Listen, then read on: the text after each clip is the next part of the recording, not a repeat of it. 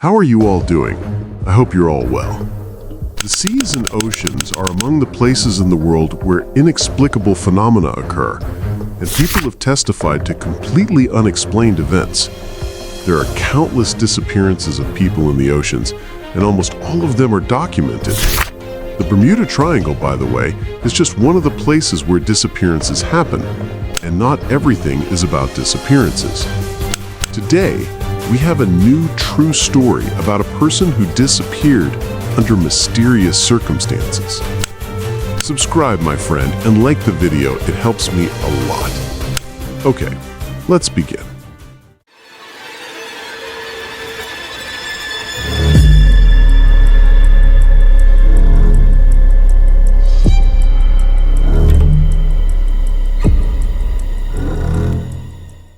On the morning of August 16, 1942, a woman named Ida Ruby was riding her horse on a dirt road beside a beach south of San Francisco, California. During that week, Ida had been busy working at the call center, but that day was Sunday, her day off, so she had a lot of free time. She loved spending this time riding her horse along the coast, enjoying the beautiful water, the scenery, and the magnificent cliffs that plunged into the sea. She always carried her binoculars to examine anything that caught her eye. That Sunday, Ida noticed something that drew her attention away from the water. She stopped riding her horse and watched intently. The water was very calm, and she could see something black on the horizon.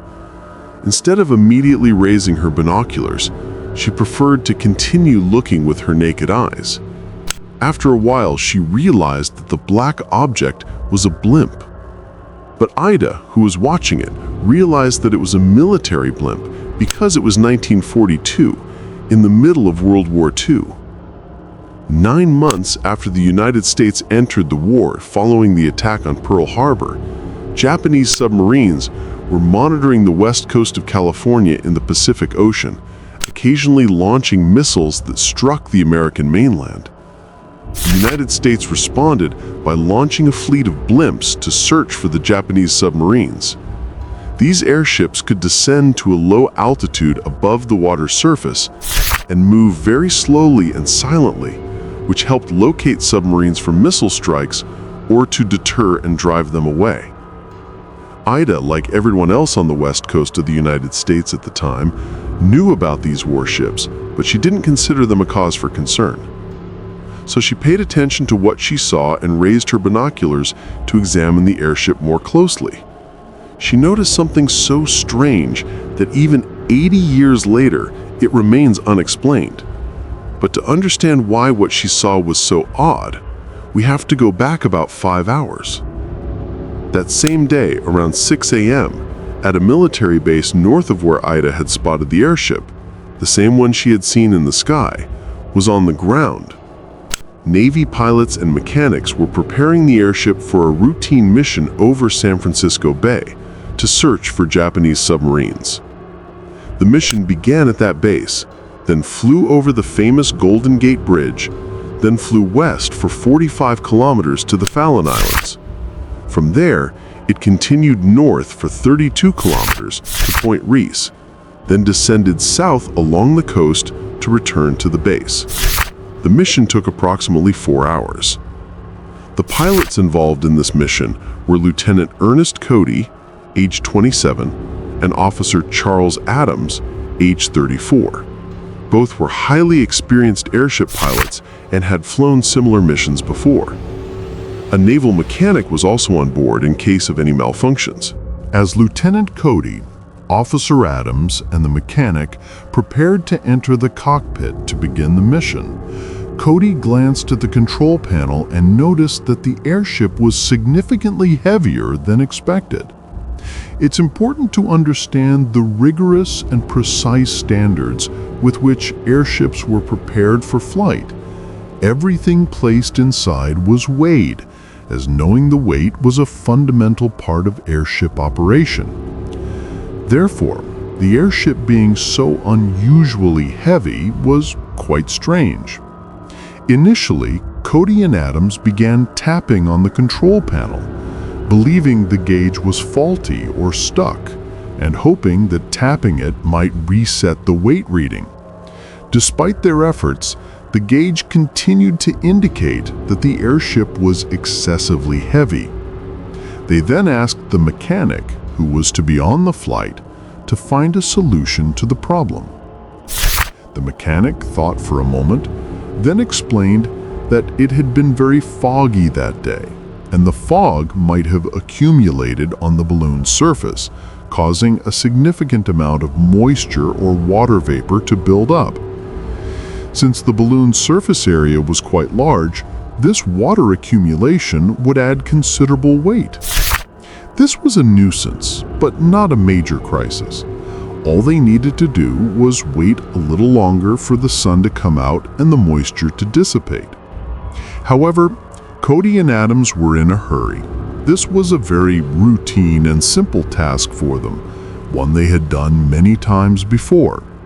So, they decided to ask the mechanic not to participate in the flight, believing this to be the quickest and simplest solution to the excess weight problem. Even with the moisture, the balloon would become light enough to support only the pilot's weight. The mechanic didn't object and stepped out of the balloon. Lieutenant Cody and Officer Adams then took their places at the controls. When they looked at the control panel, they noticed that the balloon's weight was now suitable for flight. Lieutenant Cody started the engines, and shortly after 6 a.m., the balloon took off to begin its routine mission. About an hour and a half later, at 7:38 a.m., Lieutenant Cody reported to ground control that the mission had gone very normally so far, and they had not seen any Japanese submarines or anything unusual. He also relayed over the radio that they were now east of the Fallon Islands, meaning they were proceeding exactly as planned. But just 4 minutes later, Lieutenant Cody sent another message to control, reporting that they had spotted an oil slick on the water surface, which they considered a likely indicator of a submarine underwater. Cody informed air traffic control that they would lower the balloon to examine the slick more closely and would report back once the examination was complete. This message was sent at 7:42 a.m.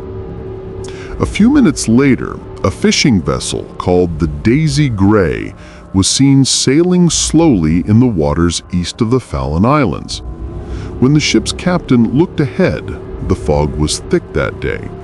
A huge blimp suddenly emerged from the mist, rapidly descending toward the water's surface.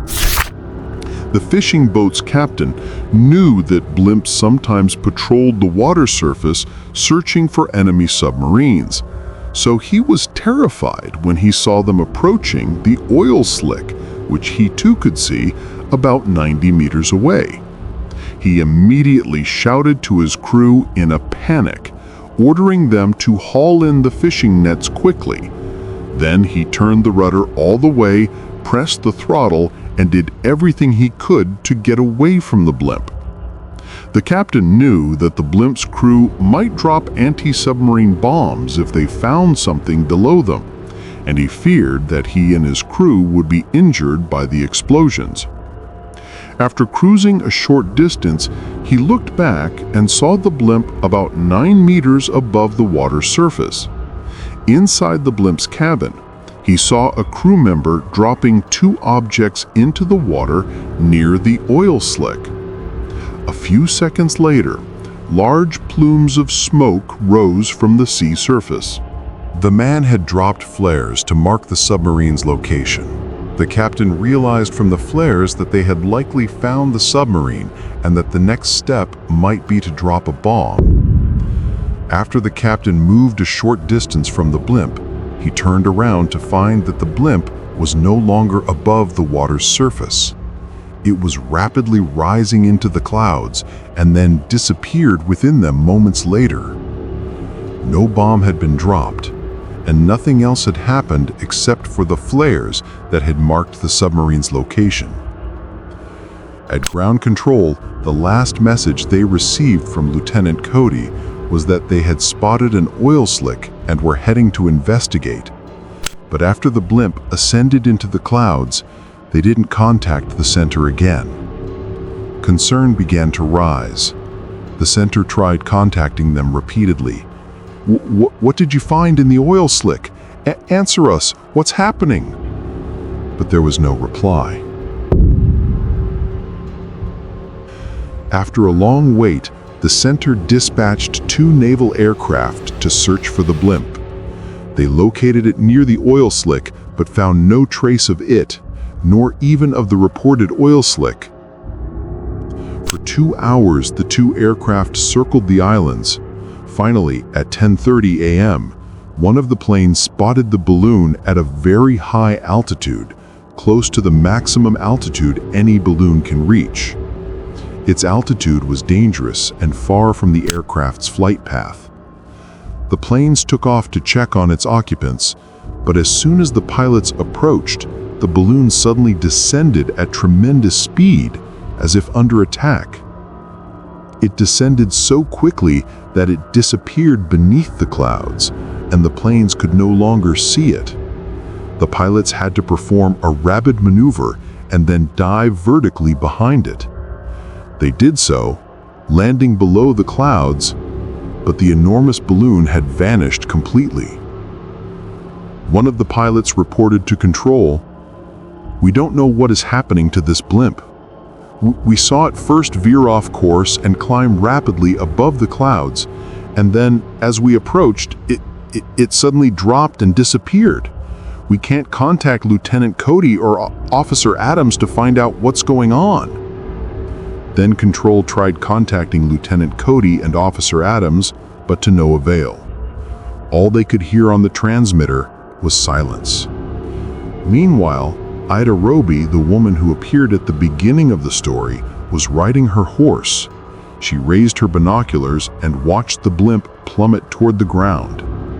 The blimp was so completely deflated and empty of air that the words Navy or Nivea emblazoned on it had vanished, its body having collapsed in on itself from the fall.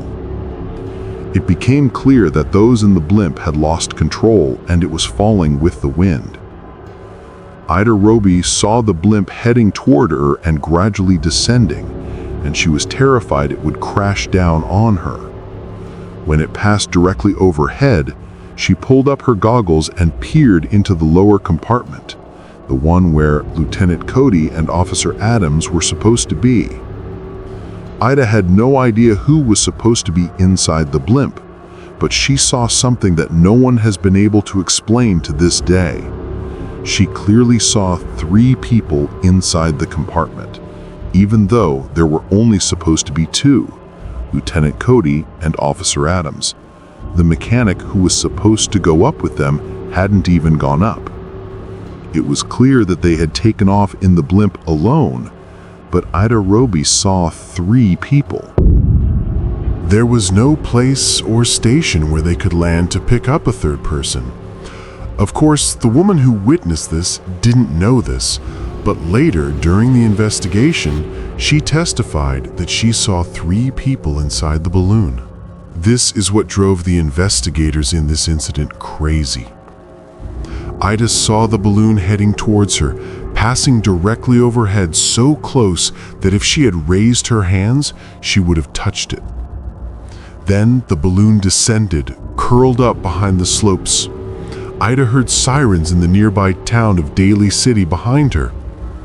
The balloon then struck some rooftops and power lines before crashing into the middle of the street. The balloon didn't explode or catch fire. It deflated and collapsed to the ground in the middle of the street. People then ran towards the balloon after it hit the ground.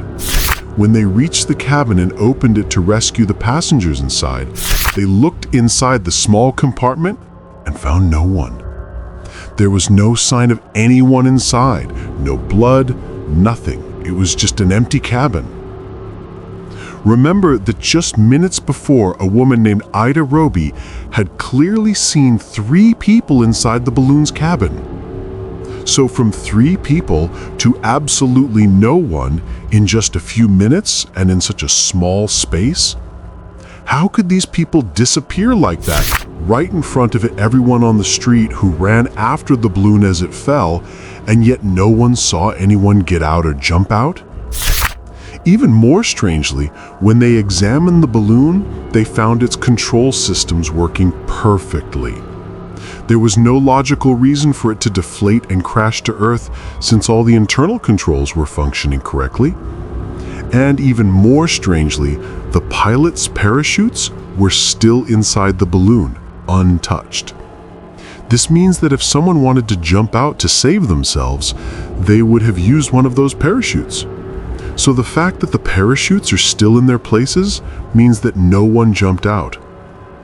The overall situation is inexplicable.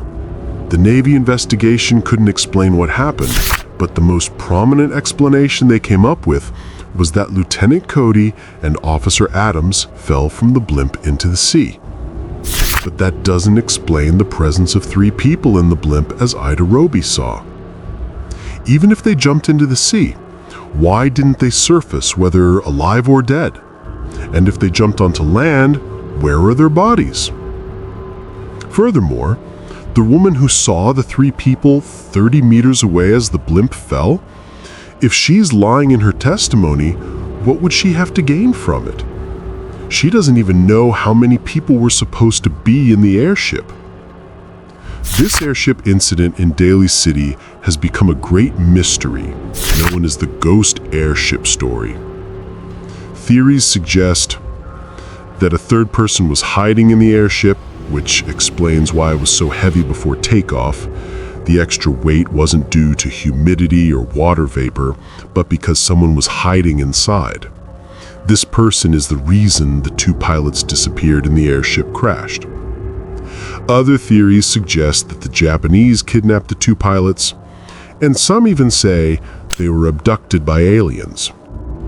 But the truth is, to this day, no one knows exactly what happened to the empty ghost airship.